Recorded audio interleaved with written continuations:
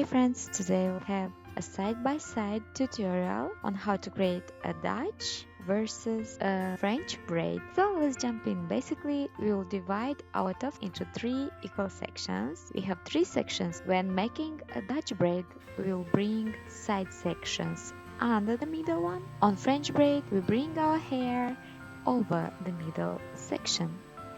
Then we will add hair to the side sections and we will repeat the same process. So for the Dutch braid we will bring it under the middle one, and for the French braid we will bring it over the middle one. So you can see clearly what I'm doing.